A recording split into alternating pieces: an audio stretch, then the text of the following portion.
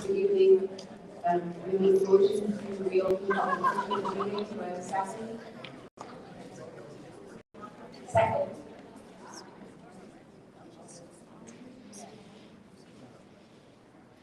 Roll call, please. Ms. Glassman? Here. Ms. Wilson? Here. Mr. Rocco? Here. Dr. Matsu? Ms. Morris? Here. Ms. Ringo? Here. Ms. Riggs? Here. Ms. Aston? Here. Ms. Lucente? Good evening, everyone. During our executive session, we came back out to take a public vote to appoint an acting superintendent to serve in, because our current acting superintendent is away on medical. So we had to appoint an acting superintendent, and the board took the vote, and Mr. Edwin Ruiz, the current head of our curriculum and instruction, was appointed to take on that role.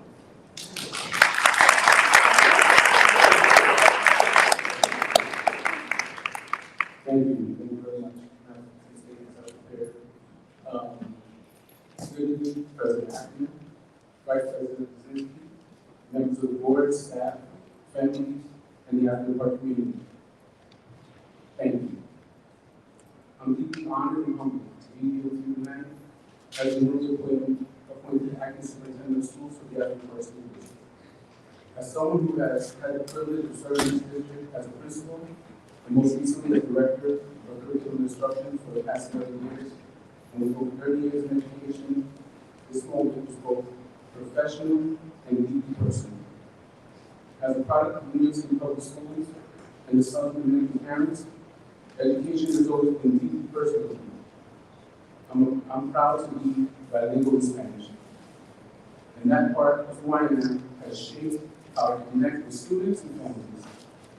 A nuestras familias que hablan español, estoy aquí para servirles, escucharlos y trabajar juntos por el éxito de nuestros estudiantes. This also reflects the strength. This also reflects the strength of our home community here in Asbury Park, where many of our students are multilingual learners. I understand the importance of honoring language, culture, and identity, and ensuring that every student feels seen, supported, and empowered to succeed.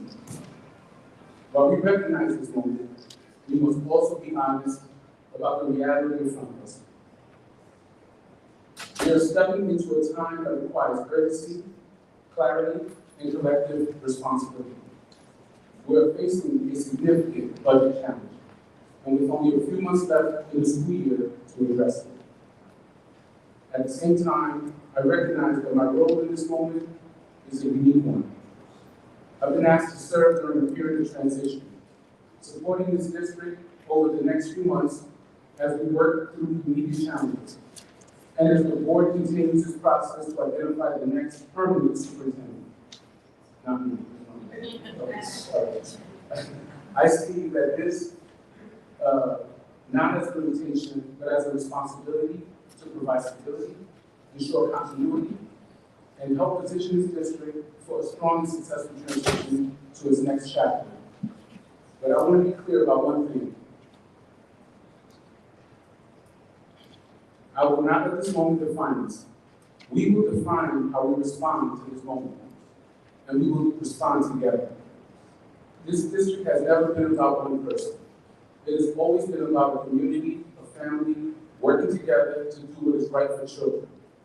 That will not change. Over the next several weeks, we're going to have some difficult conversations. We will need we will need transparency, we will need trust, and we will need to work collaboratively. Every decision we make must be guided by one question: what is in the best interest of our students? Because at the end of the day, this is not about budgets on paper, it's about children in classrooms. It's about making sure every student in Asbury Park has access to opportunity, support, and the future they can believe in. I believe in this district. I believe in our educators. And most importantly, I believe in our students. To our staff, your work matters, and I will stand with you. To our families, your voice matters, and I will listen. And to our students, you are the reason we are here, and you will remain at the center of every decision we make. I'm ready for this work, and I'm grateful for the opportunity to serve. Remember, our students are watching, and they are counting on us. Together, we will not let them down. Gracias. Thank you.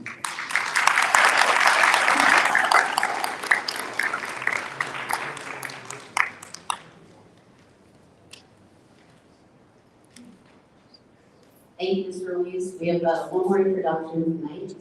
Beginning tonight, we have a student representative joining us from the district, and I'm going to let her introduce herself.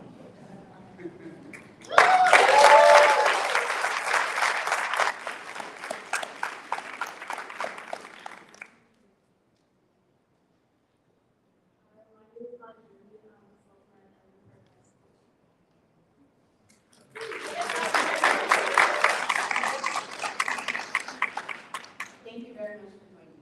Really means a lot for us to have you. Before we move on to the agenda, we have a walk-on agenda item, and I'm going to turn it over to the board's president to address the resolution for us.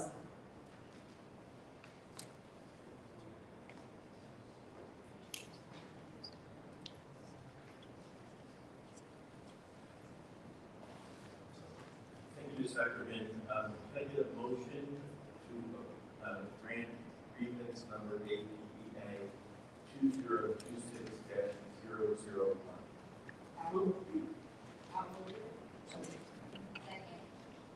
Any questions, discussion? Hearing none. Roll call, please. Ms. Glassman? Yes. Ms. Grossman? Yes. Mr. Rodriguez? Yes. Dr. Thompson? Yes. Ms. Morris? Yes. Ms. Reynolds? Oh, sorry. Yes.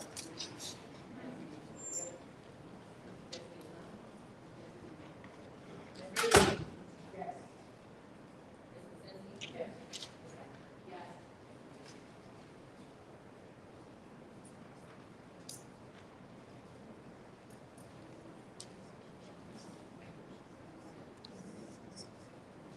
All right, we'll move on to presentations for Student of the Month and Staff of the Month.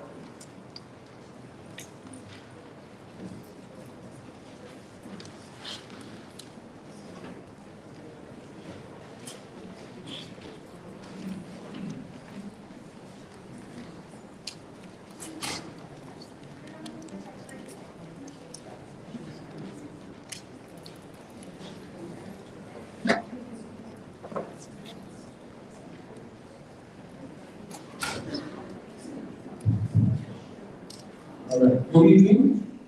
All right, so we're going to start with our presentations to our students and staff of the month. And I would like to start with Mr. Theodore Urbe, Principal of Bradley Elementary School.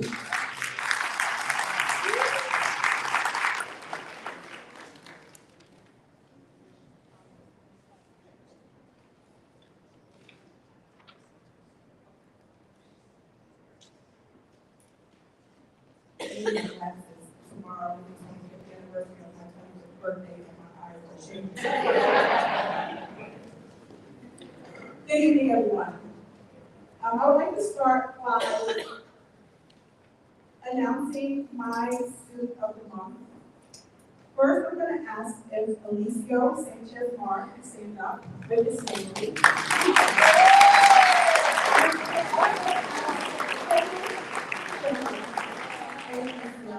Dad, I'm also going to ask if Miss Ebony Bryant can come forward as well.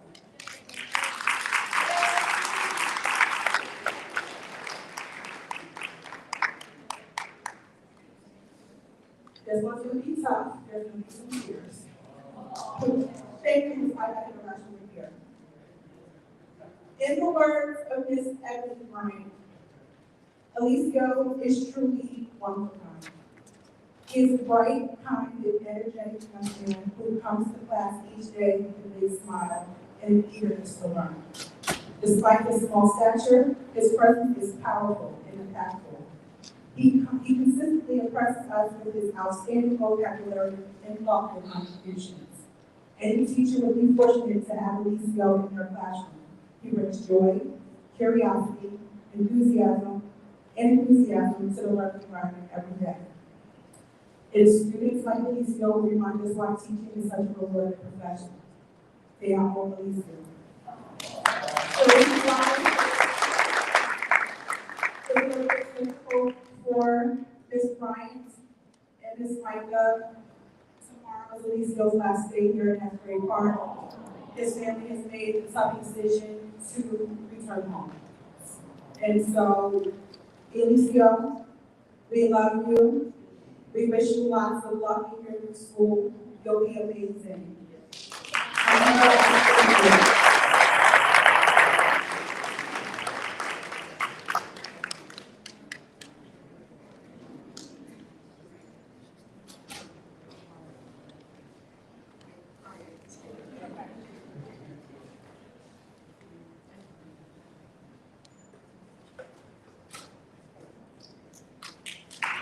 you.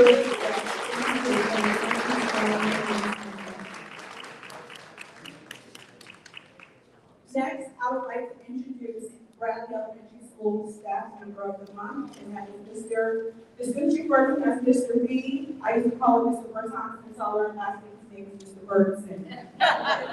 So Mr. B. if you would come to the floor.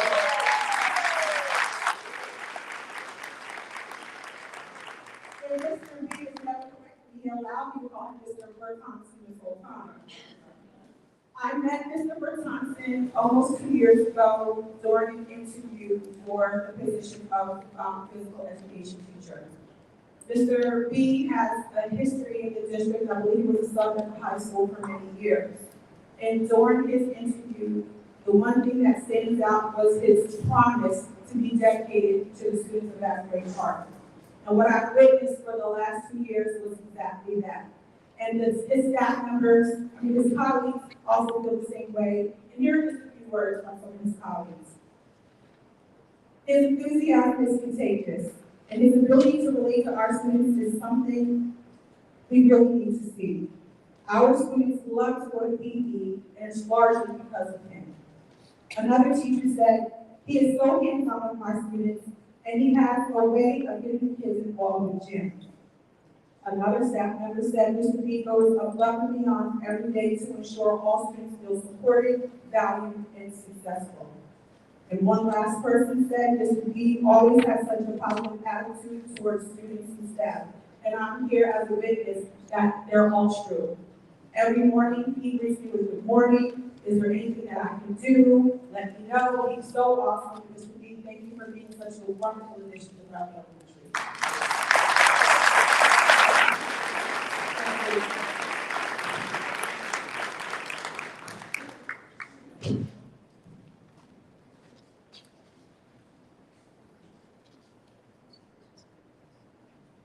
Thank you.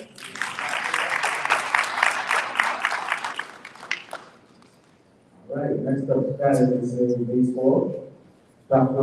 Lauren Schultz. Come on up.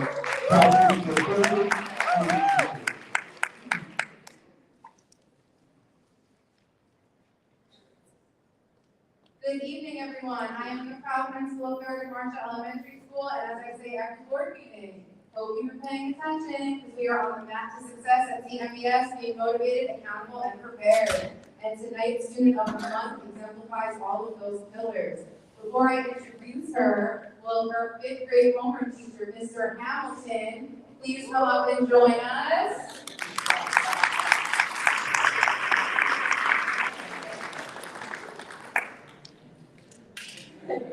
This evening's Student of the Month is a 5th grade student who is always hardworking, very dedicated, and whose energy is purely instantly contagious in the most positive way. As you can see, she is always smiling. She is a positive role model to her peers, and she's always willing to help those around her. She serves as a peer helper in class. She is third reigning best dressed student. Oh God, and she is ultimately just a joy to have as a learner in our school. We love her. We appreciate all the hard work you're putting in this year, and we know you will go very far in middle school next year. Tonight by her beautiful family, Miss Ava Henderson.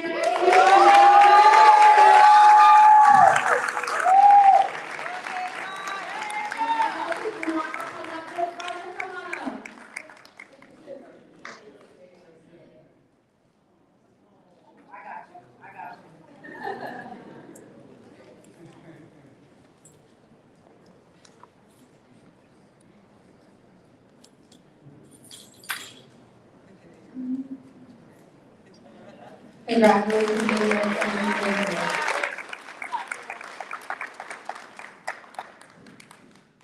And now for third good staff member of the month. This staff member is someone that I personally have the privilege of working with as a teacher in this district myself and as principal for the last few years. She was described by her colleagues during this month's nomination as someone who pours their heart and soul into everything that is done in our school. She is so passionate about creating a love for the arts in our upper elementary students, whether it's one of our concerts, one of our multicultural celebrations, or a school program honoring a school-wide recognition or event. She is always there willing to help, going above and beyond, volunteering hours and hours and hours of her own time to truly let our students shine on stage. Ms. Dalton, please come out and recognition.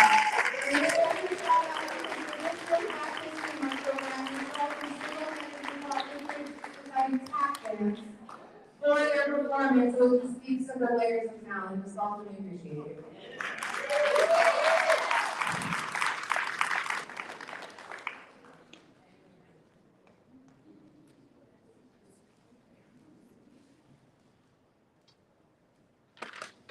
Thank you, everyone. All right. Next up will be our middle school principal, Mr. Kim Montfort.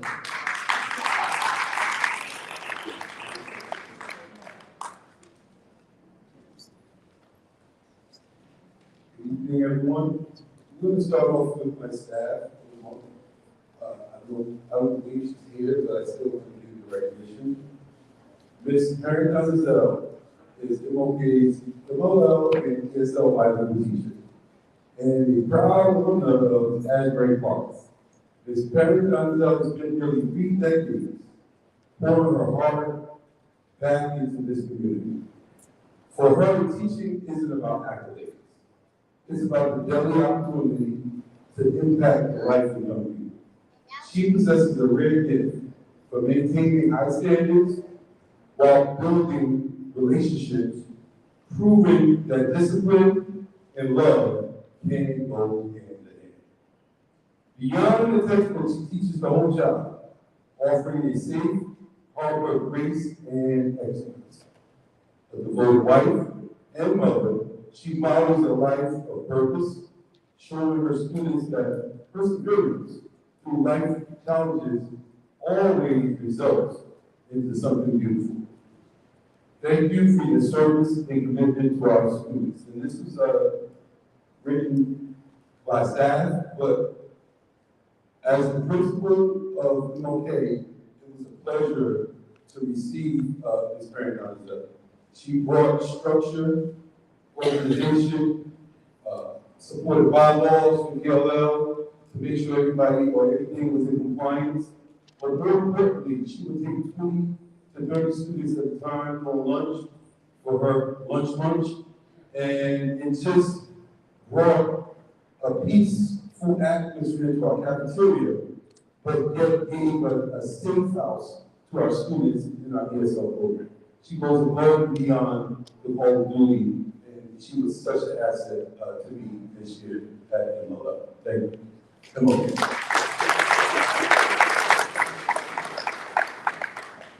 Our next young lady, I believe, is not in the house this evening. Actually, I saw her preparing for her softball game, and she said, "Oh my goodness, I have to pitch and play first base again."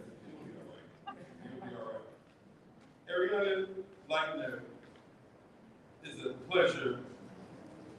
pleasurable young lady in our school. I've come to know her as being kind, respectful, enthusiastic, dedicated, and passionate about her education and her athletics. Ariana's passion for being a leader in class and on the field has motivated the other students to want to achieve and be their best. Ariana is a talented young woman with incredible athletic ability, a great drive for excellence, skill set unmatched, sportsmanship, character, and always puts in an extra effort to continuously improve on her craft. For these reasons, I cannot imagine another sports athlete receiving the honor of Athlete of the Month of March.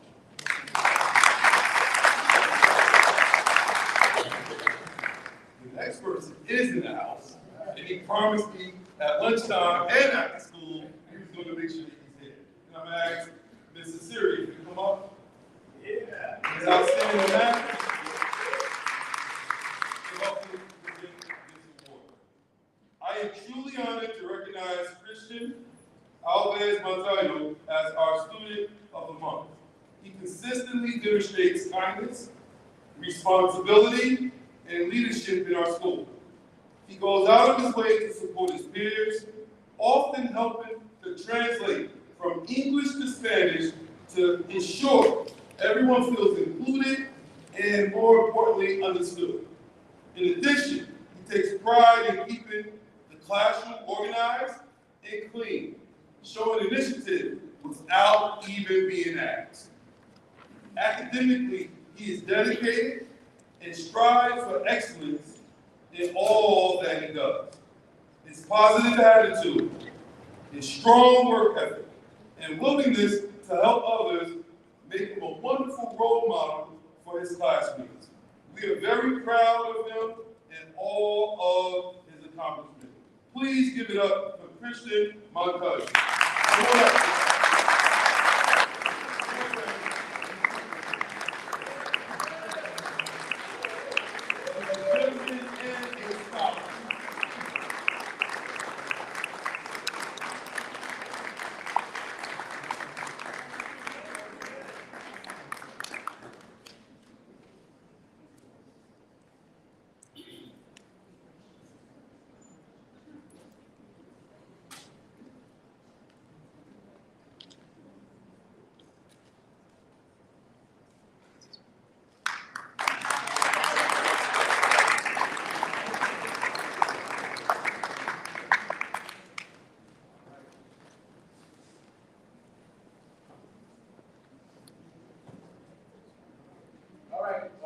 My teacher voice, as they say. So last but not least, I think Mr. Dr. Lisa Vincent, his emissary here. My favorite people, with Supervisor of Mathematics and Science, Mr. Frank Brunet. Our teacher of the month couldn't make it in today. I do want to announce who he is. That's our PE and athletic coordinator, Matthew Robinson. Student athlete of the month, we're going to bring up Axel Rivera Gonzalez. Axel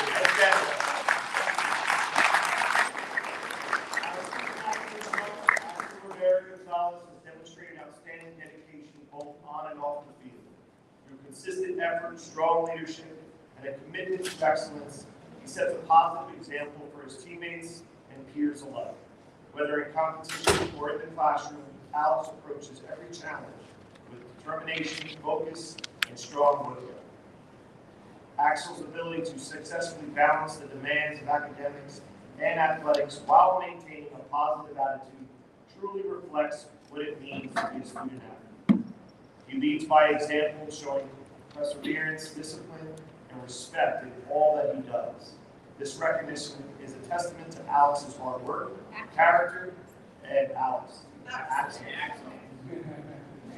work, character, commitment, and continuous growth. He is a valid member of our school community and deserves the recipient of this award.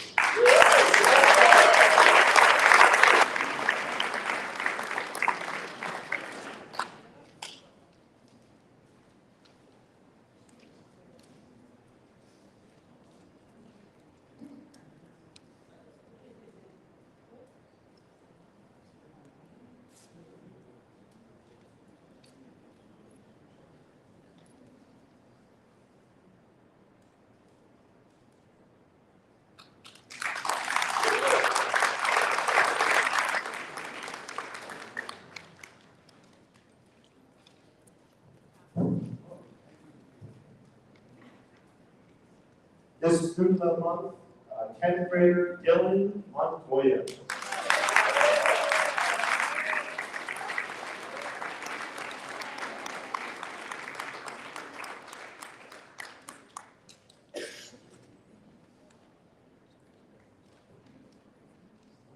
Dylan is an exceptionally deserving candidate with a positive impact on Asbury Park High School community. It is evident each and every day. He is consistently uplifting presence, frequently stopping by our guidance office to check in, and is always greeting staff with a genuine smile. His kindness, respect towards others, set a tone for those around him. Dylan has applied to the Monmouth County Vocational Schools next year for this upcoming pursuit partner group, and eagerly awaiting his decision.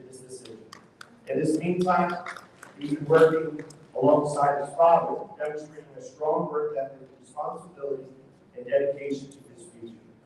His commitment to personal and professional growth is both admirable and inspiring. Beyond his academic and career aspirations, Dylan is a valued member of our soccer team, where he exemplifies leadership, teamwork, and sportsmanship. He consistently goes above and beyond to support his peers, whether helping classmates understand material or translating for Spanish-speaking students to ensure inclusivity and connection within our school community. Dylan's compassion, leadership, and unwavering willingness to help others make him a standout student and a true role model. His presence continues to welcome support and positive school environment. For those reasons, I wholeheartedly agree with the decision of making Dylan Montoya our award student of the month.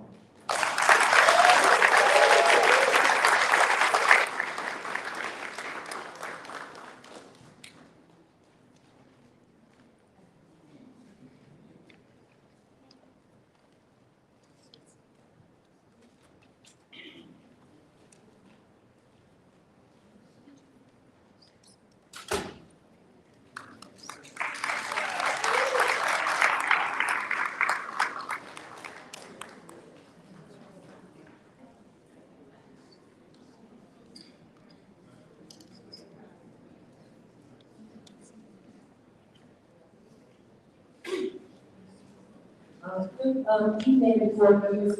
I gave you a copy of the SSES report. We couldn't do your actual presentation because the technology is out, but you have a copy of the actual presentation. If you have any questions, you can email, I know I can do it next month, but I'm just going to give you a copy of the presentation, okay? Thank you.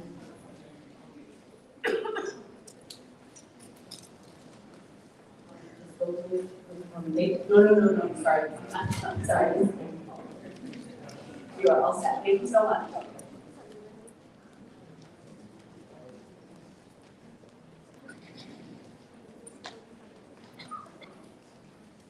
All right, next we have public participation. In accordance with board policy 0167, the Asbury Park Board of Education recognizes the value of public comment on educational issues and other matters of importance, and provides members of the public with the opportunity to express themselves on school matters of community interest. The public comment portion of the meeting is not a question and answer session, and all public comments shall be directed to the board president or the presiding officer of the meeting. Members of the public who wish to make public comments must be recognized by the presiding officer and provide his or her name, municipality of residence, and group affiliation if applicable. All public comments shall be directed to the presiding officer and are limited to 3 minutes in duration. Members of the public who do not follow the foregoing rules and/or interfere with the orderly operation of the board meeting may be removed from the meeting. Can you see that?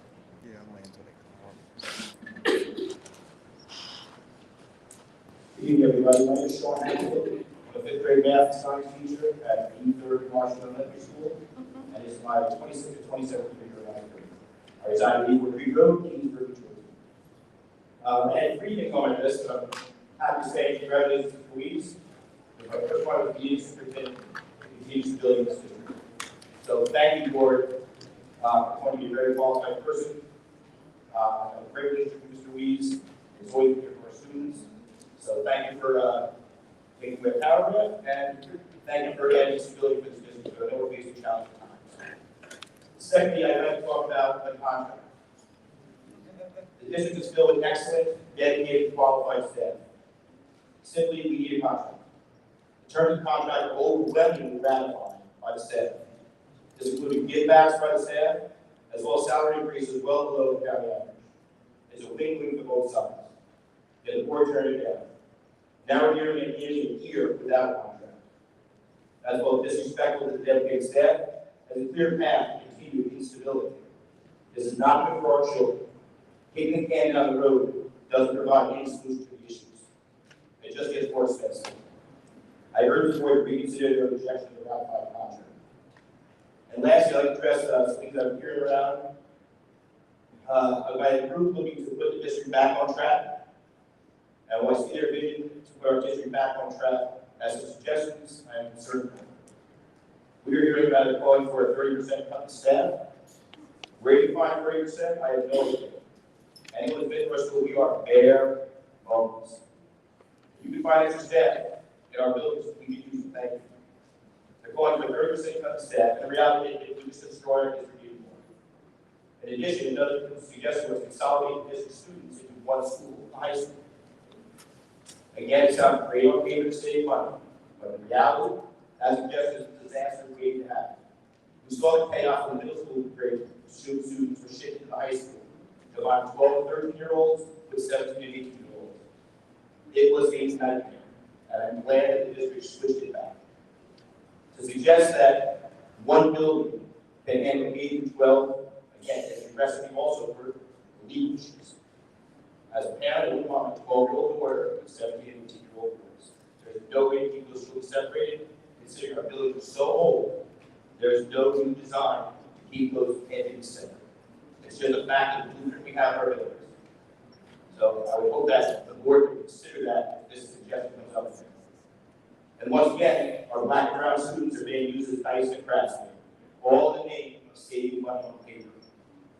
If the groups want to help move this district forward, happy staff is not the way. It is a bare bones. Well, thank you for my time, and I urge you to stand up for our students and make decisions based on our students. Thank you for allowing me to speak.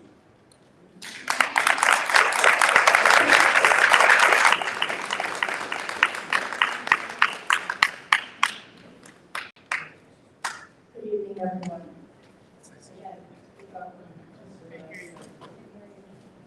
Good evening, everyone. Welcome to Lewis.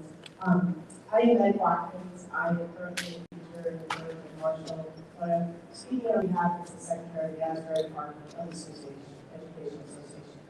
Last month, I stood here and asked you to vote on the contract, and it was not voted on, and we are now at the point of an impasse. We have been working without a contract for the past school year, and this is unconscionable. We must get it resolved now. We are dedicated, hardworking, and reliable. Many employees have worked here at least 10+ years, wanting to improve the integrity of our educational system and to meet the needs of our children. This can be seen through the interactive programs, school-wide engagements, and community events that are family-friendly. And I know that I've seen many of you come out to those activities and events. The contract was agreed upon by the negotiation committee and should have been voted upon in December of 2025 board meeting. Where I stand, the employees have given above and beyond. I watched for the past 15 years how this district has been decimated. Superintendents and administrators have come and gone using this district as their launching pad with benefits, while loyal personnel has searched for work elsewhere. At one time, there were 650 members working in the Asbury Park School District, and now we are less than 300. That's approximately 55% in staff cuts. Over the years, we accommodated the board by adding dates and times to the contract. We agreed to changes in our insurance policies, and this time we will receive less than the county average increments. There is no more to give. Rather than go to arbitration, wouldn't it be financially beneficial to vote tonight on our contracts? It should be noted that our administration, many of whom have worked alongside for years, received their contracts. We are asking for that same stability and fairness. It's time for action. It is time for our contract. But once we go to an impasse officially, then this deal is going to be off the table. And thank you for your time and attention, and I look forward to working with you all. Thank you.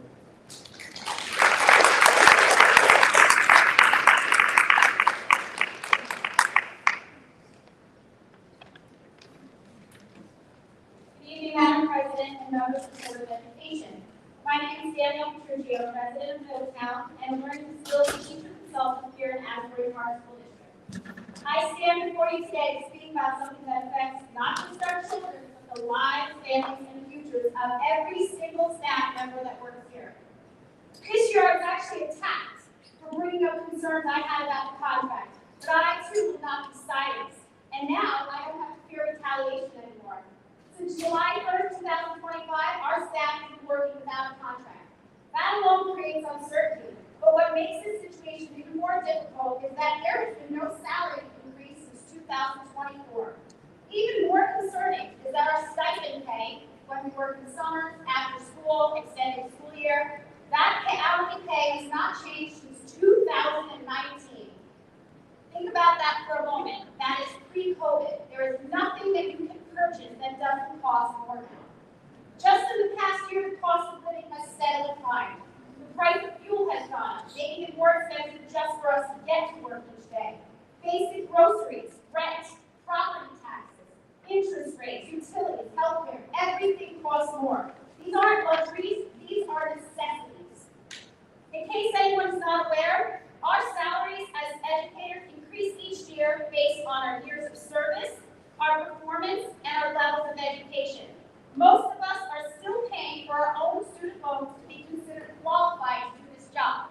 I have no shame in saying I'm 47 years old, I still pay a student loan, and I'm about to send my children to school, to college, and take out more loans. Yet despite all of this, the compensation for the work we do, the value placed on our time, our effort, and our dedication has remained the same. We still show up. We still care for the children as if they were our own. We still care about the future of this district. I live in Middletown. They are in the same crisis right now. And I'm a property taxpayer as well. I'm going through the same thing. This is not just about numbers or property taxes. This is about considering the people who make this district run every single day. It is about valuing these educators, the support staff, and the professionals who dedicate their time, energy, and hearts to the students of Asbury Park. We are not asking for anything unreasonable. We are asking for fair compensation to educate the children of the city that you live in. We are asking for movement, for progress, and for the contract that demonstrates that this district values its employees as much as we value the children of Asbury Park.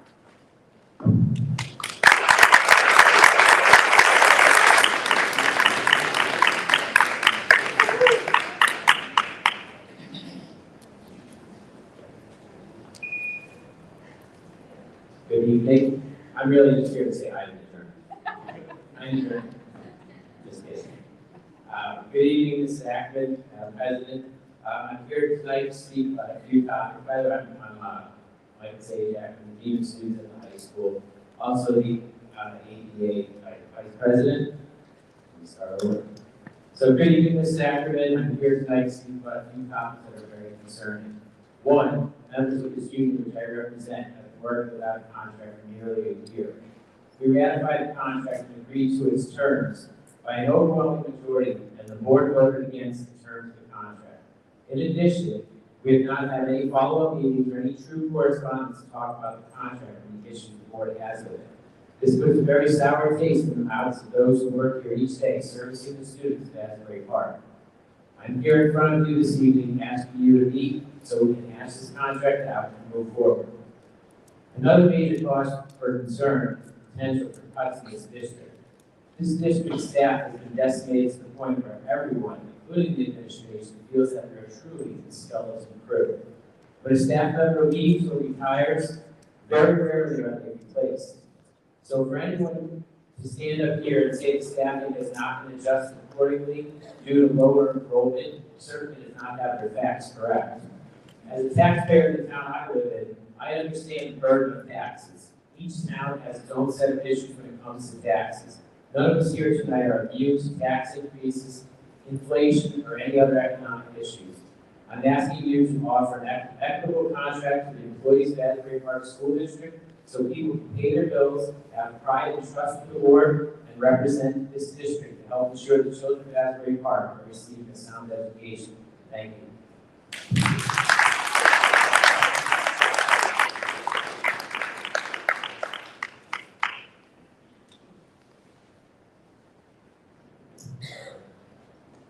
Good evening. Good evening, Board President Ackman and members of the board. My name is Asbury, and I'm a resident of Union County, and I'm a speech therapist in Asbury Park.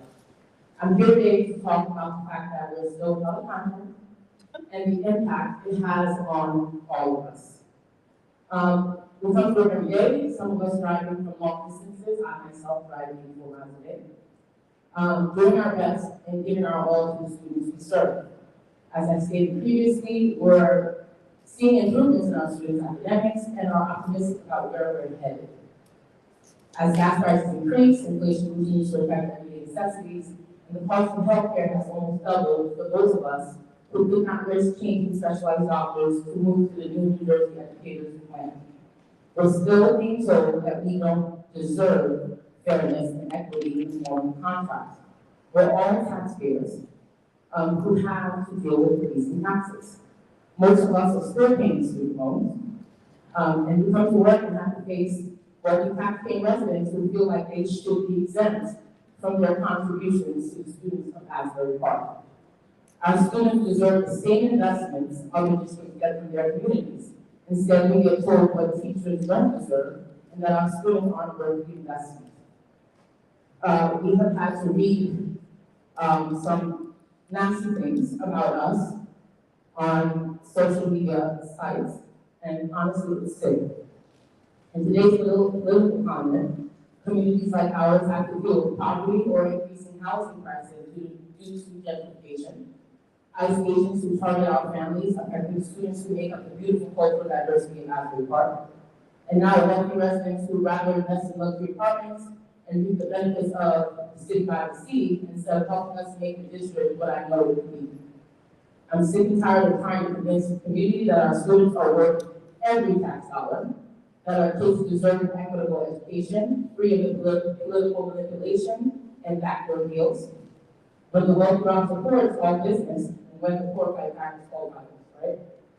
I'm prepared to fight for our kids, fight for the families who feel they don't have a voice, and to fight for fair and equitable contracts we deserve. I'm sure every board member and administrator here is making enough to live a comfortable life, where you can afford the necessities and can indulge in the day-to-day pleasantries. While we have to work 2 or 3 jobs to make ends meet to get by in today's economy. I've been hearing rumblings about the goals to cut percentage of our staff. I want you to know that by doing that, you are knowingly and deliberately sabotaging the district and the future of our children. As board members, we're elected to represent the children and families of Asbury Park, not the interests of the community, who gives us more help than maybe the charter schools who benefit from the tax increases. Am I on to finish? Thank you. Who benefit from the tax increases, and the city council who continues to approve development in areas that are exempt from funding and supporting our children. You took an oath and abide by the code of ethics. I know and trust that you all will do the right thing. Thank you.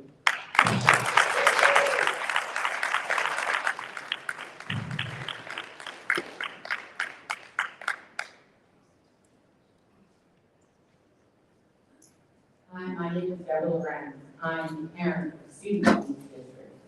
A lot of you on board, I don't even recognize. The reason I don't recognize you is because I am happy in this district this year.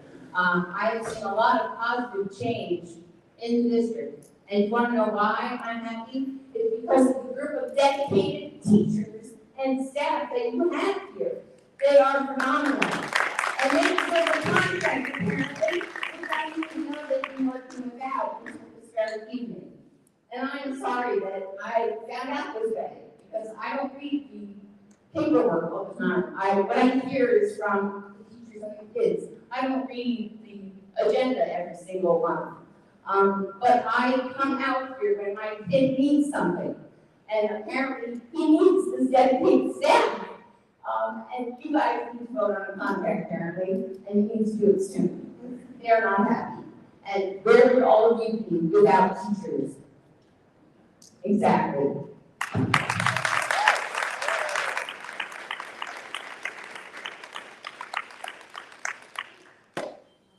Oh, one more thing, since I still have 30 seconds. Please, whoever you put in that seat next, please make sure that they are here for the children. If Mr. Reeves doesn't want to stay there, whoever you put there next needs to be for our kids, for our families, and for these folks behind me.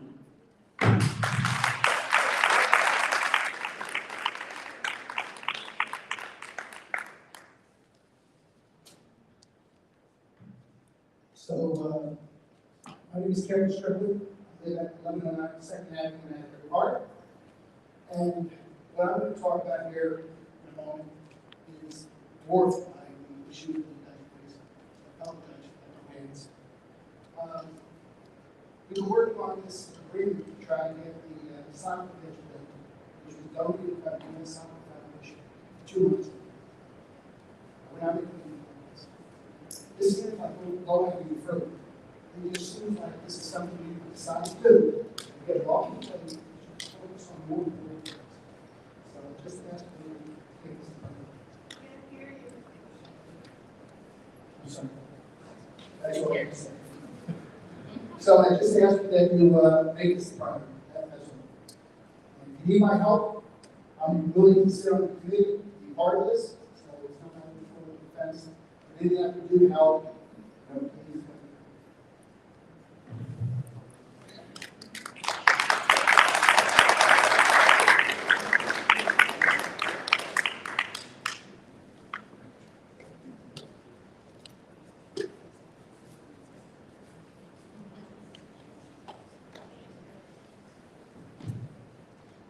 Hi, my name is Susan Bentham. I live at 1302 Bridge Street.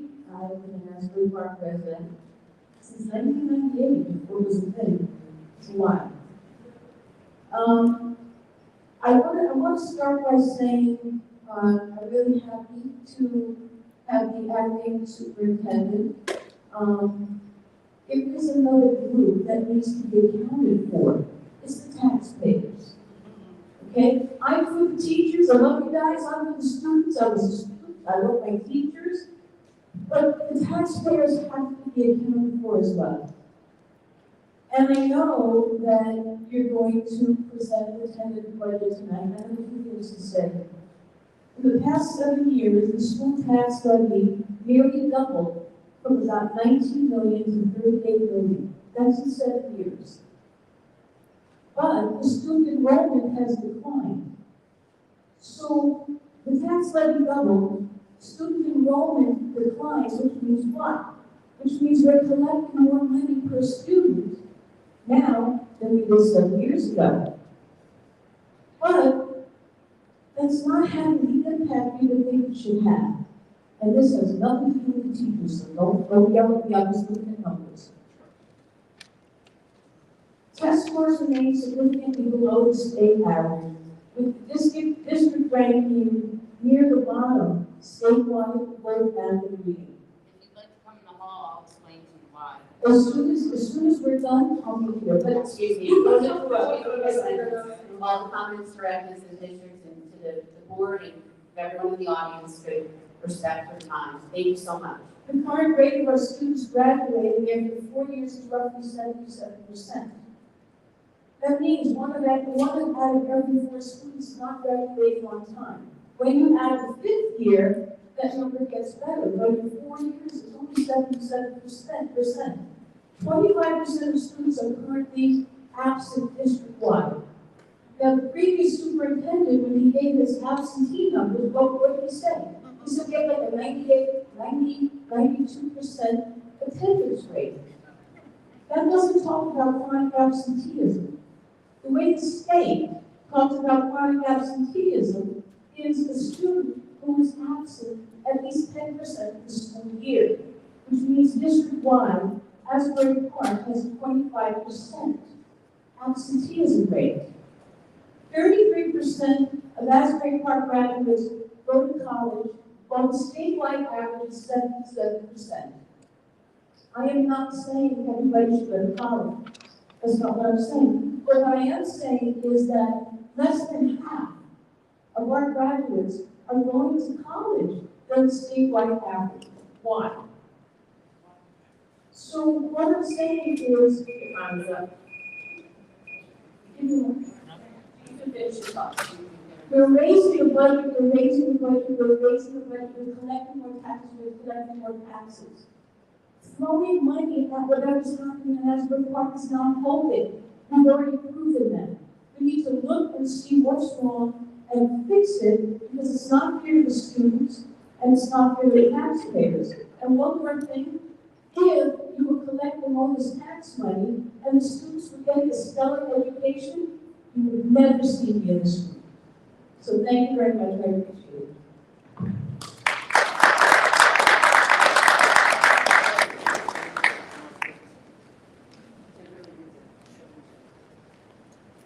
Are there any other comments? Hearing none, we close the public participation. We thank everyone for their comments on the app tonight. We appreciate it.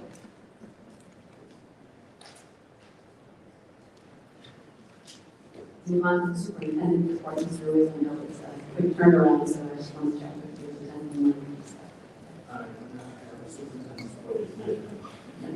Thank you. We now move on to the state monitor's report.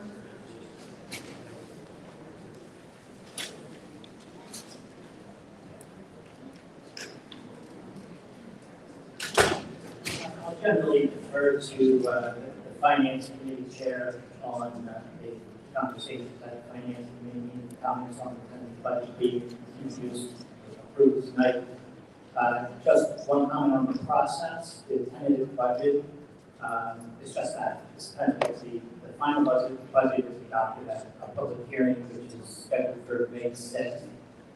It's submitted to the county office, which is DOH, the satellite office in the county, DOH, for technical review. So school budgets have statutes, administrative codes, there's laws and rules governing the mechanics of a school budget.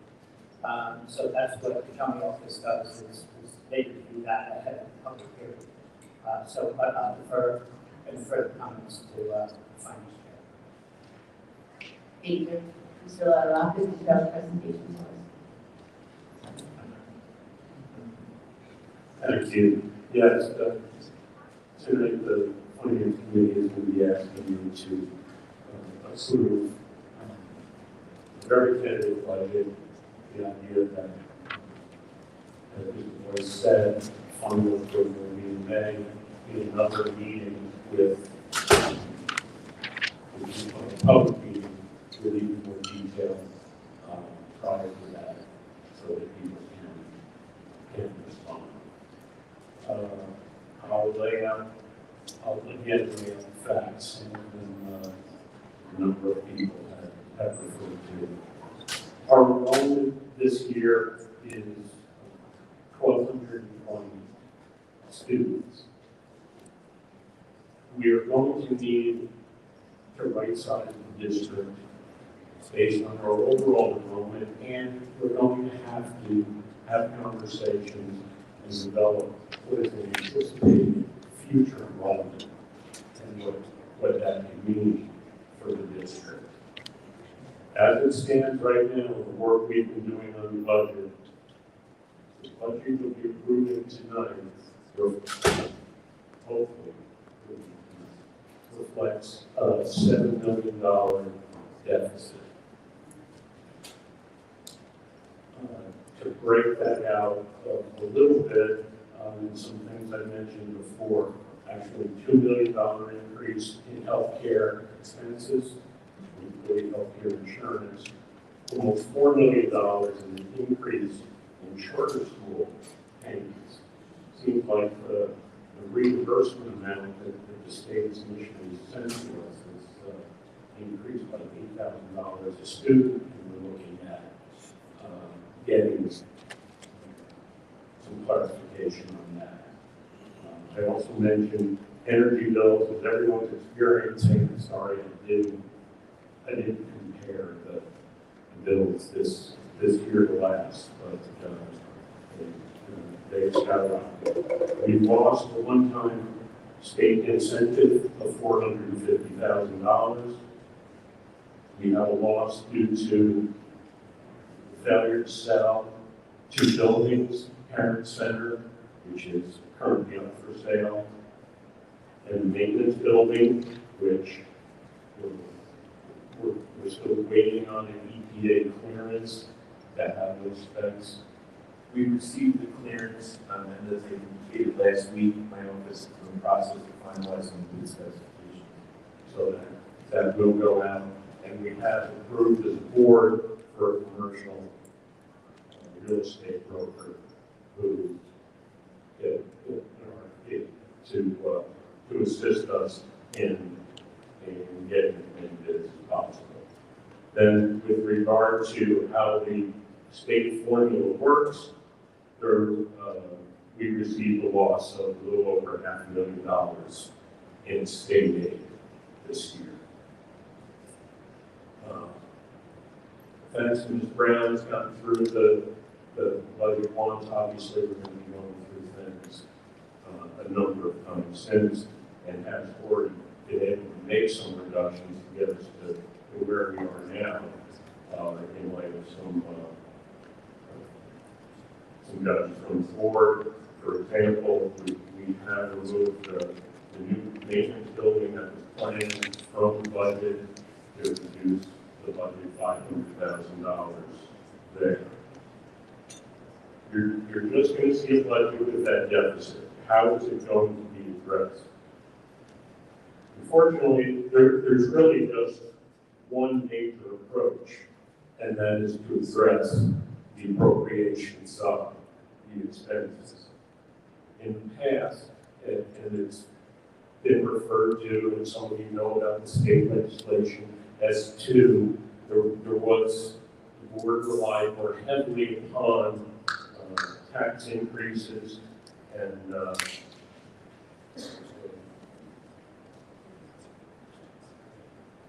there has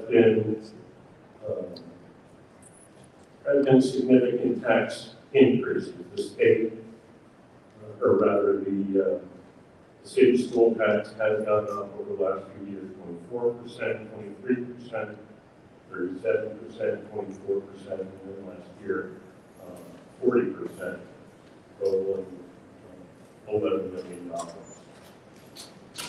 Even if board members want to solve the deficit problem by significantly raising taxes, the approach is not available, but not legally available. The ending of S2, the fact that this district is paying its local fair share, actually more than it. What is in this budget currently is a 2% tax increase, which is the state standard property tax increase.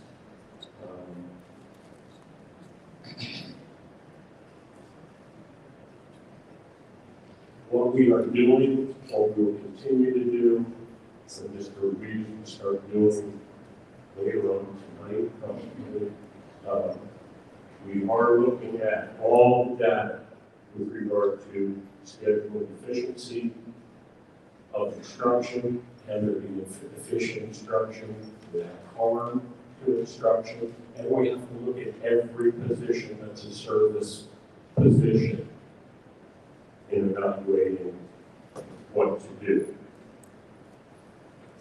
The other bad news is to get the district on financially sound footing.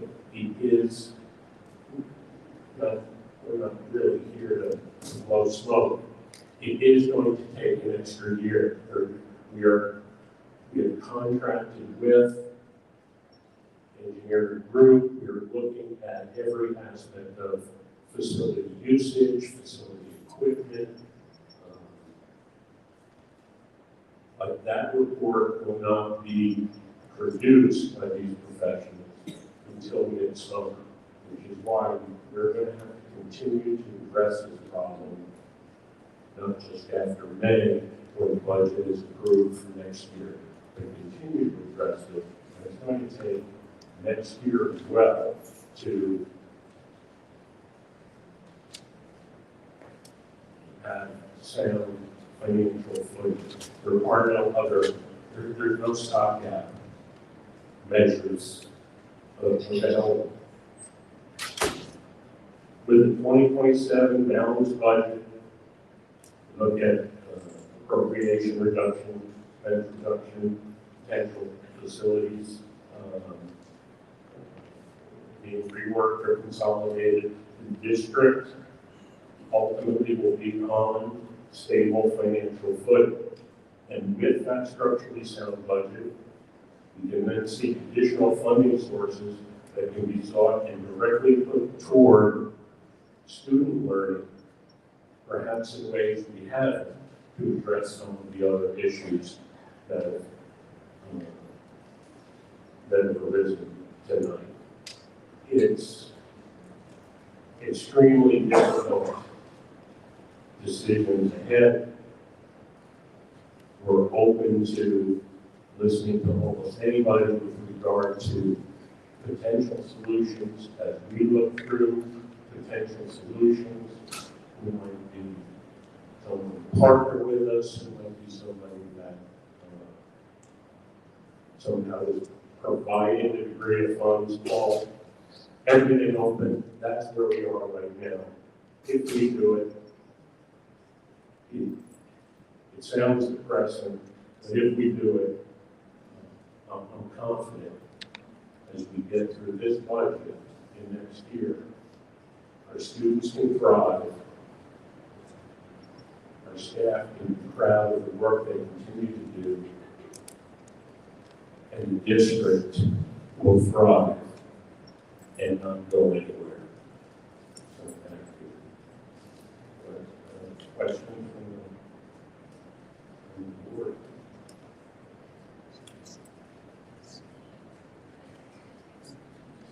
I don't think we have any questions. I think I would just add that it's not just about trying to find a solution for this year. It's about finding a way to make the district sustainable going forward. Because the trajectory that it's on is problematic. And one of the things that I haven't seen and that we believe can help us is putting together a forward-looking plan. One where it's not just about solving the problems of today, but figuring out how we're going to keep things going in the future. And I think this board is particularly well suited because we have all the major stakeholders represented on the board. And so I look to the board, for us to work together to work with the district to get through very difficult decisions that we face. So thank everyone in advance for that. And I think that's any other questions or comments from the board? All right, thank you very much, Mr. Ladaraka. Thank you very much, Mr. Weiss. Thank you, Ms. County. All right, moving on to acceptance of minutes.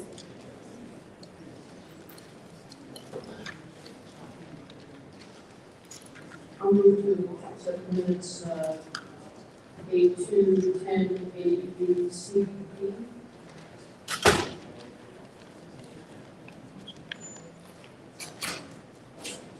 Exactly, yes. I have one question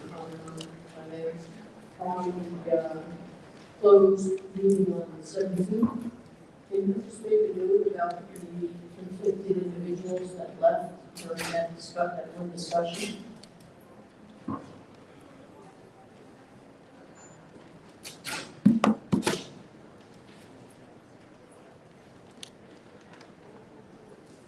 Just need to know that to clarify that the complete board members have left the room for this session.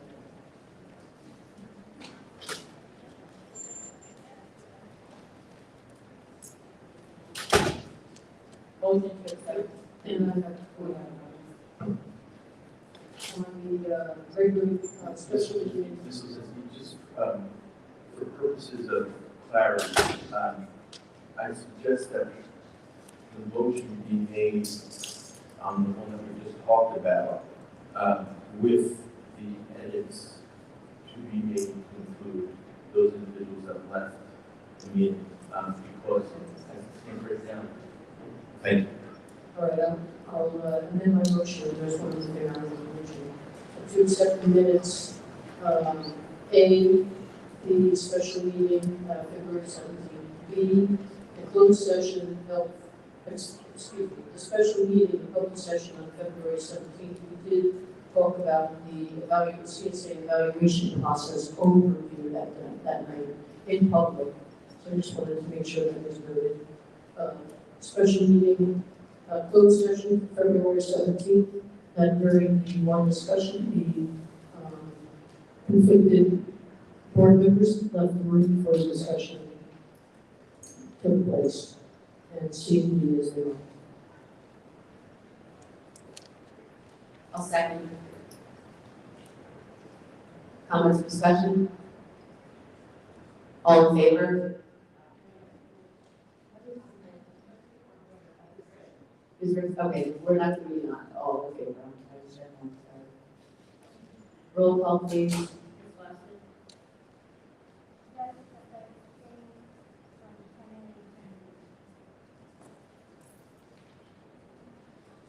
Ms. Wilson? Yes. Ms. Markgraf? Yeah. Dr. Maxut? Yes. Ms. Moore? Yes.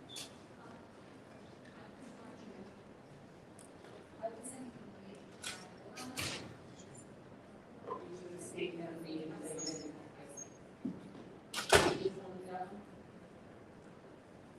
Dr. Maxut? Public one?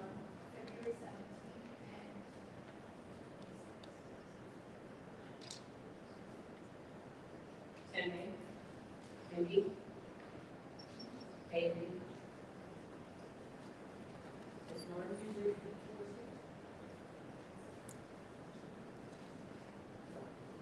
Sorry, let's just clarify. Yes. Ms. Moore? Raymond?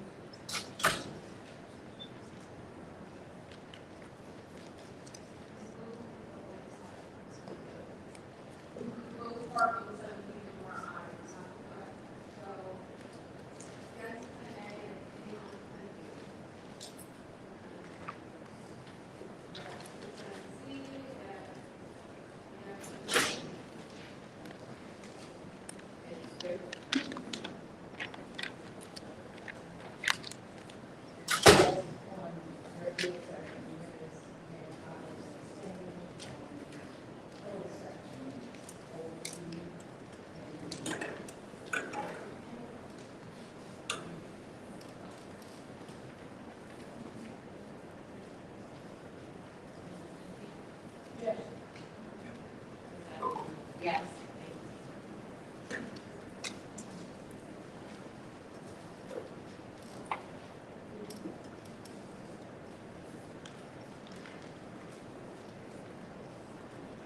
All set? Next item is revisions to the 26-27 calendar. You just let us know what the changes. Yes, 8 put in July 3rd as the July 4th holiday, but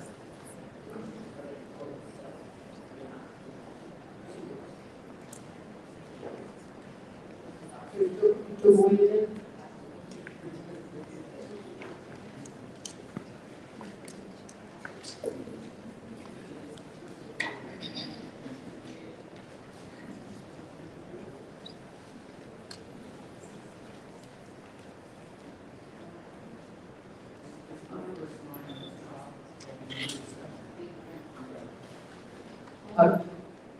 I'll second. Comments, discussion?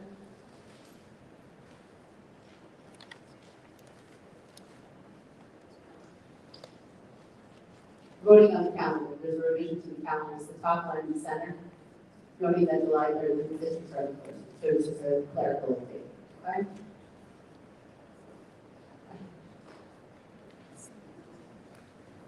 All right, motion to approve the amendment to the calendar, can I get an all in favor? Okay. I'll make a motion to approve the calendar. I already moved it, do you have comments? Nope, I already moved it, you have a second, we had a conversation about it. And now I will told by council that I may call for an all in favor vote, so all in favor, say aye. Aye. Any opposed? Any extensions? None? Motion carries. Thank you.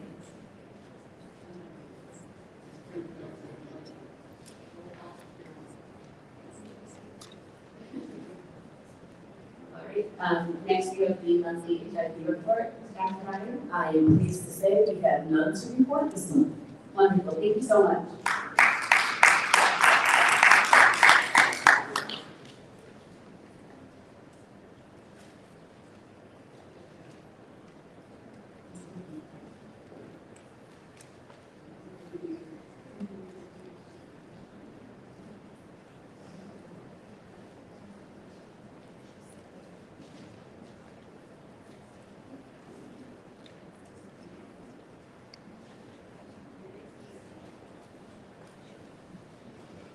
All right, next on the agenda is, do we want to do a consent agenda or? First up is consent agenda to approve, item B1, items 1 through 10. Do I have a motion?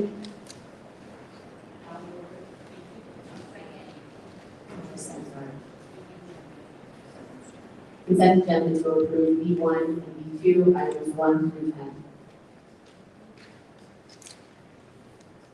Ms. Ricks, will you move that again? Would you move that again? Comments, discussion?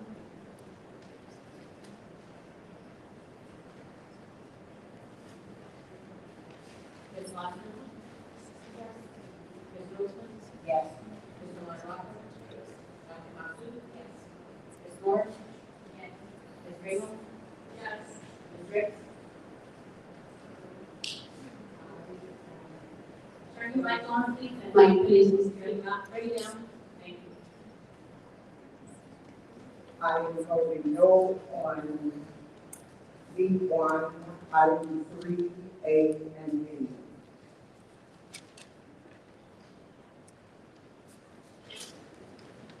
I am staying on number 7, item A, I'm sorry, item B.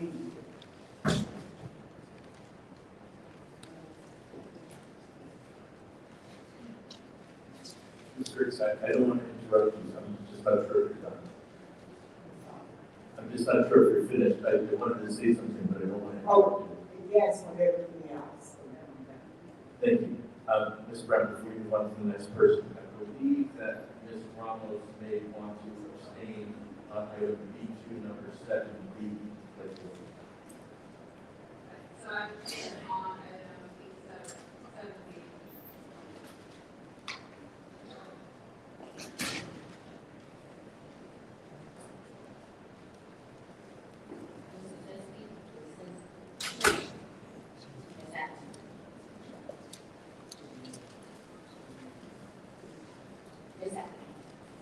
Item C from page B2, item 7B.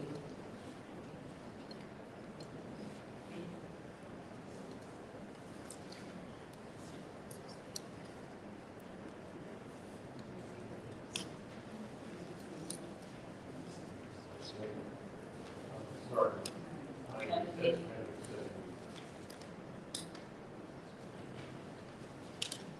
Just for the record, that is an extension by Mr. Laszlo on item 7, page B2, just for the record here.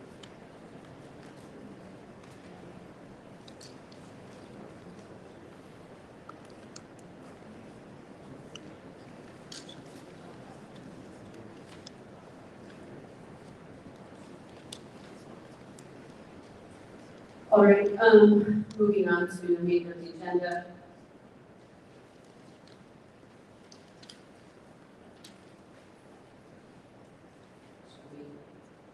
Can we separate the one-use facility? I have a question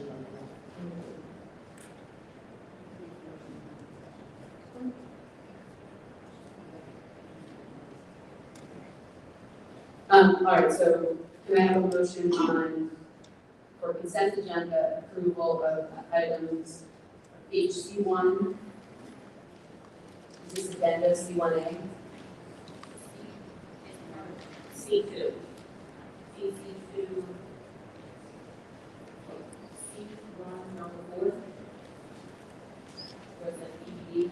If you have the tentative budget on your own page, what do you have?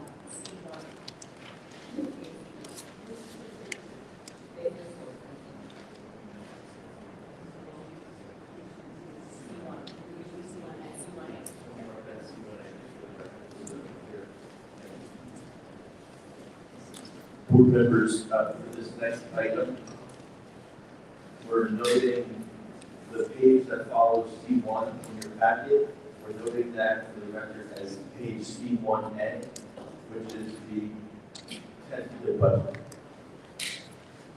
Is there still an agenda item? Or is Yes, so on page C1, we're striking item 4 on page C1.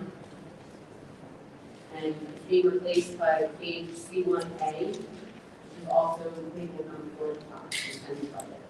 Just to be clear for the public, page C1A is the proposed tentative budget. Yeah, no, it is like,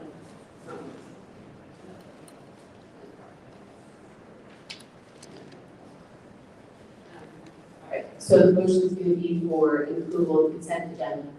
Pages C1, C1A, C2, and C3, encompassing items 1 through 8. Do I have a motion?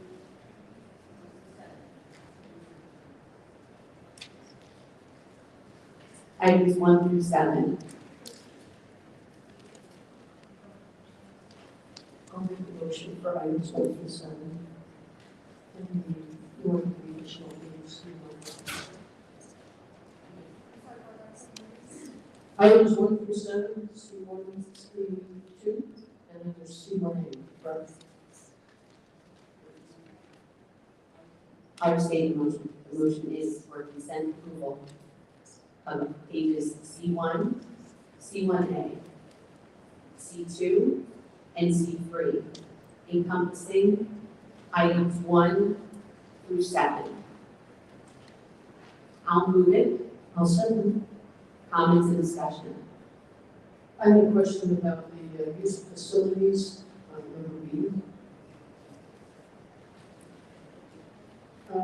It's, I'm not scribbling all over something. See, it's 7B, number 7B, I guess it's right. So this use is for Monday, Tuesday, Wednesday, and Thursday for every week until June. The use of the high school gym.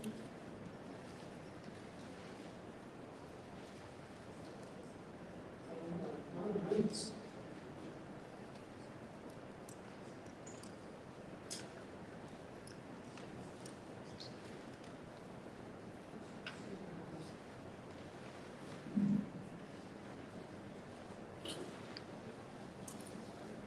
I was saying, it's, every night. Is this, this is the first time you've done this every night in the school? I'm just concerned because of the amount of, use of facility around this stuff. Isn't there anything else going on from this school that you mentioned, not at all? From now to the end of the school year, there's nothing going on? Or we talked about it with, he stated that any things that happen, with the school would take precedent over the use issues that's, So, no, I understand that. I didn't know if there's anything scheduled already that. there may not be when something comes up. I don't know. That I understand, it's just. The other question I had is, there's nobody watching the door during these events, because, I went through on Saturday and actually the door was open in the high school. So I just wanted to make sure that they realize that somebody has to let individuals in and out, it can't be unsecured.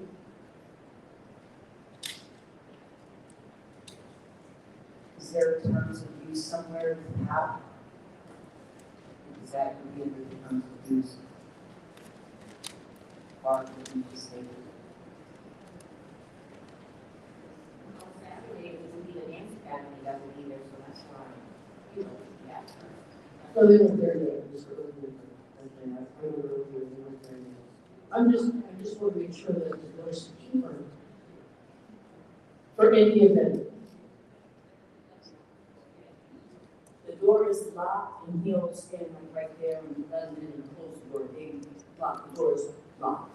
Because there's that in the third and on the fourth.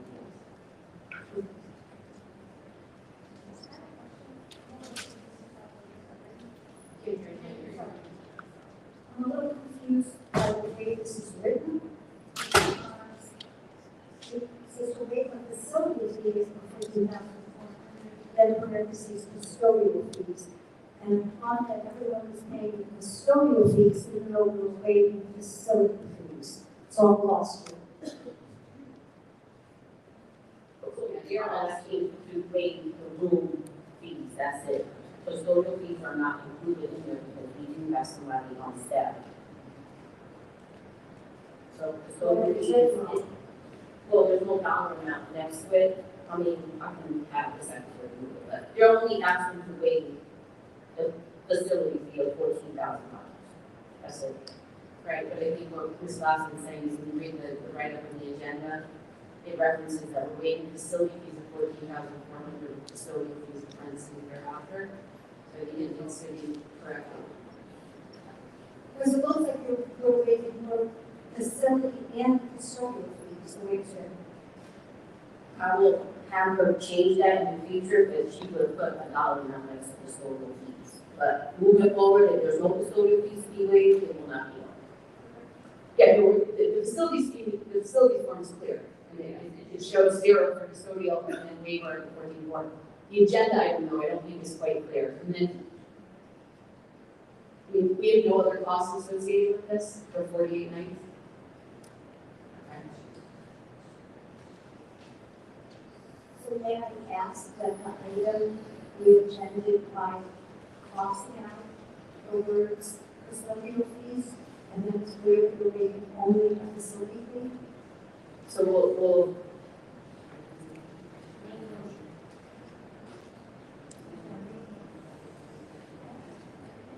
all right. So we're going to, I'm going to withdraw my motion and make a new motion. The new motion is to approve, sorry, what is it? Do we have any other comments on consent agenda C1, C4, or C3? No? I'm going to withdraw my motion and restate it as follows. A motion to approve consent agenda C1, C1A, C2, through 4, through 7A. So 1 through 7A is the motion. I'm moving it. Do I have a second? Second. Roll, comments, discussion? Roll call, please. Motion to withdraw the original motion. C1 to C3. C1 through C2, items 1 through 7.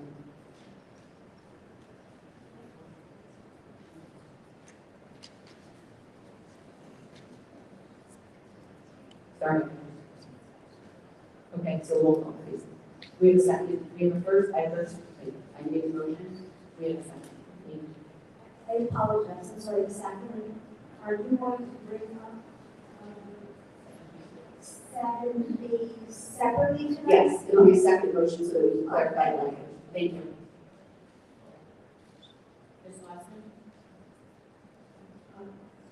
No as to C1, C1A as it relates to college chief, and no as to C14 and C1A as it relates to the tentative budget. And yes, sir.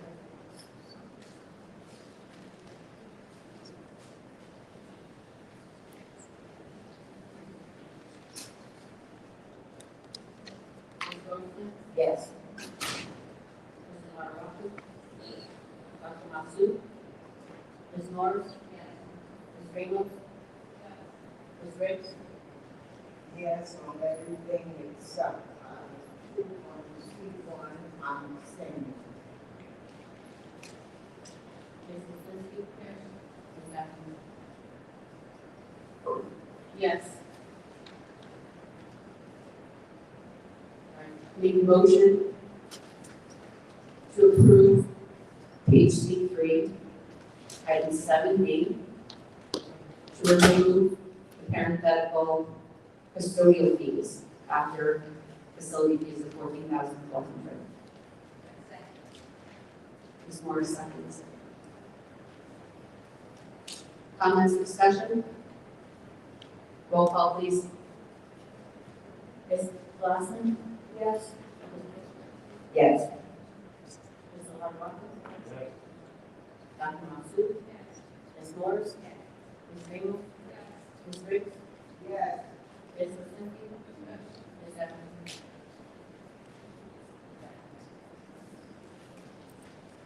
Yes.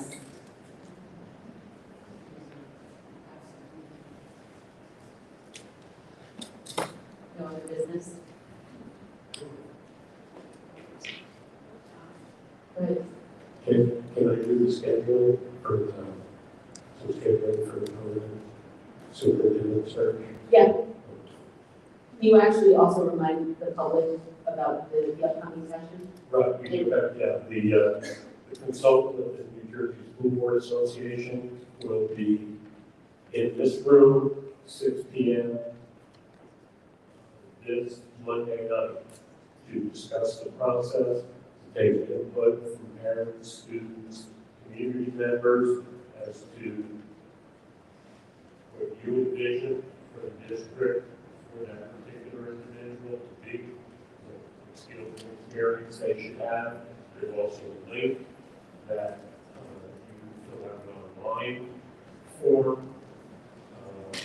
We've had separate ones for administrators and teachers. If you missed, my understanding, this is the last one. You can go to this one if you're interested in getting some of that. Okay. Now, All set? this coming Monday, right? Yes, this Monday, the 30th. 6. Here. The consultant also gave me potential dates for when he would deliver the applicant files, probably have some kind of discussion, and dates when we could conduct the first round of interviews.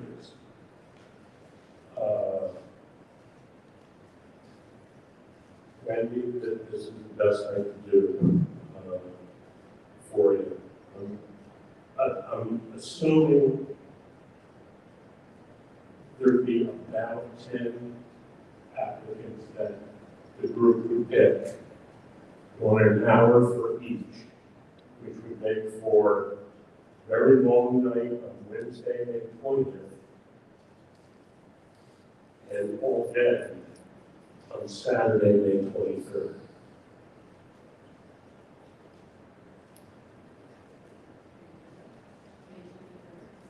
Wednesday, May 20th in the evening, starting at 5:30. And we have to do 4, at least 3, maybe 4 applicants that night. And then 6 on Saturday with the lunch break. Saturday, we probably go 9 to noon, have a bit of a break. That's neither day.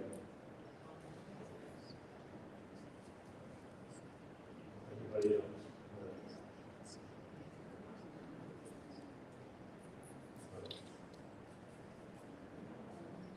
Yes.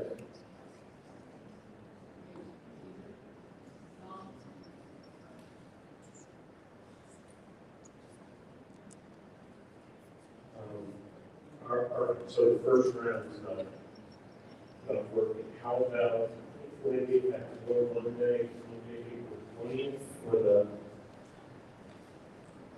the consultant to come down? Possible there, if he comes and delivers and explains the process, would you be comfortable getting that information afterwards? So we can try for that. At this point, we're going to block Monday evening, April 20th.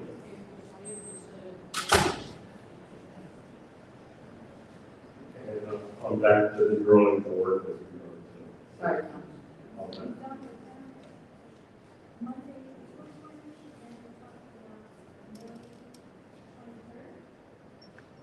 I had May 20th and May 23rd for interviews. You offered me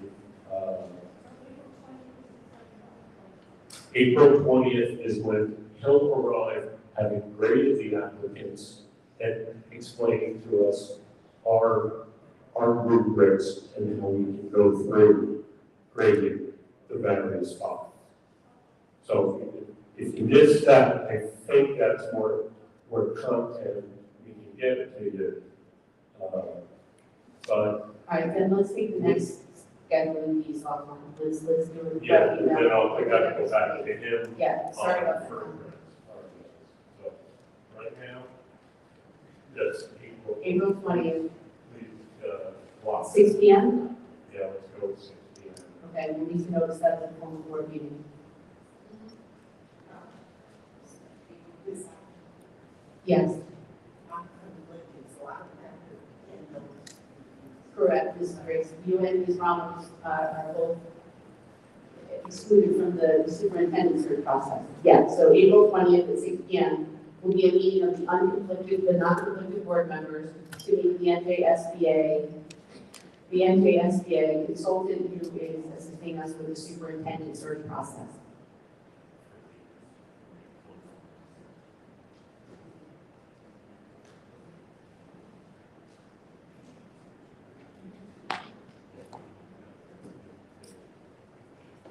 So Mrs. Brown, if you could notice of the meeting with the board. I will hold off from that to be 5:30.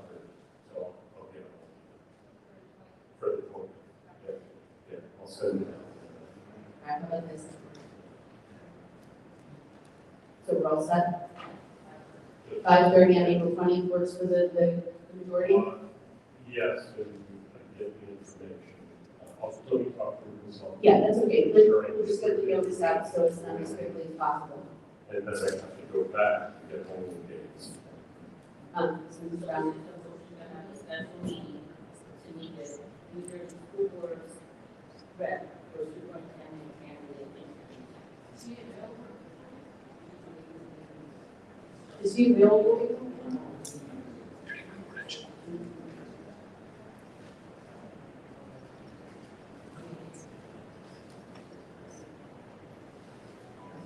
All right, so I'm making a motion to hold a special meeting of the Board of Education on April 20th here at Bradley Elementary at 5:30 p.m.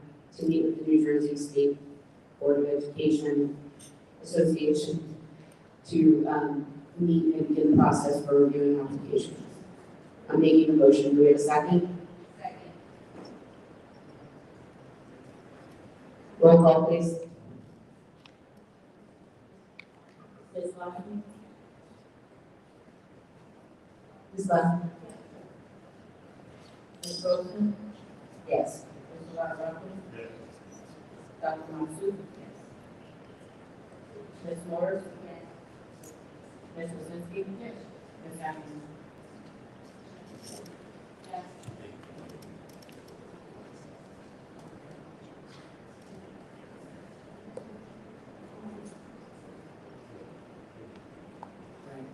I'm going to make a motion to adjourn the meeting. Do I have a second? Oh, I'm so sorry. Any other business to discuss? Mike, please, Mr. Good. Just a big move that our fourth grade students are participating in a poster contest. Sponsored by the Montgomery Board of City Commissioners.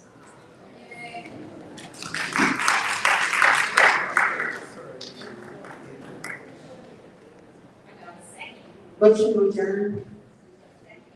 Second was by Ms. Morris. All in favor? All opposed? Any abstentions? The meeting is closed. Thank you to everyone for coming.